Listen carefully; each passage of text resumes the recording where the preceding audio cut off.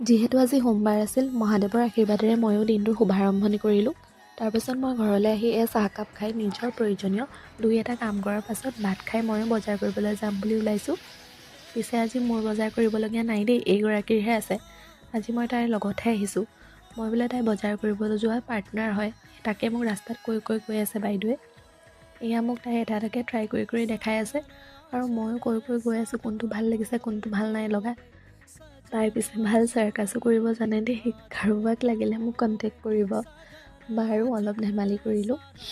বজাৰ কৰিবলৈ এটা বস্তু কিনিবলৈ যাম ভাবি লগত যে কেইটা লৈ অহা হয়, উফৰাম, আমাৰ যে এই ছোৱালীবোৰৰ প্ৰব্লেমটো থাকেই। তাৰপিছত সন্ধিয়া সময়ত ওলাই আহিলোঁ। তাৰপিছত দুয়োটাই টেট ফেয়াৰতো সোমালোঁ। উফৰাম, কিমান যে মানুহ, বস্তু এটাৰ পিছত এটা ধুনীয়া, কোনটো ল'ম কোনটো নল'ম, সকলোবোৰ ঠিকেই থাকে। হঠাৎ জুবিনদাৰ ফটোখন দেখি গ'লে উফৰাম, বুকুখন যে ক'ত কেনেকৈ বিষাই যায় ধৰিবই নোৱাৰোঁ। বাৰু তাৰপিছত মই গৰম ঘুগুনি ফুচকা খাই ল'লোঁ। এইটো কাৰ ফেভৰেট বাৰু, মই গধূলি সময়ত কিন্তু ওলাই আহিলে এইটো কেতিয়াও মিছ নকৰোঁ খাবলৈ। এয়া ময়ো মালে কিবা এটা লৈ ঘৰলৈ আহিলোঁ।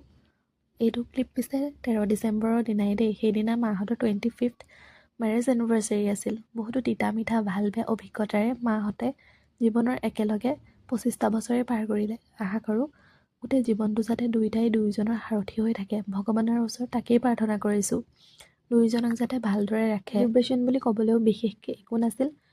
মই মাংস আৰু পোলাও বনালোঁ, তাকেই ঘৰৰ চাৰিটাই মিলা প্ৰীতিৰে খালোঁ আৰু। তেন্তে আজিলৈ আহিছোঁ, আকৌ লগ পাম, বাই।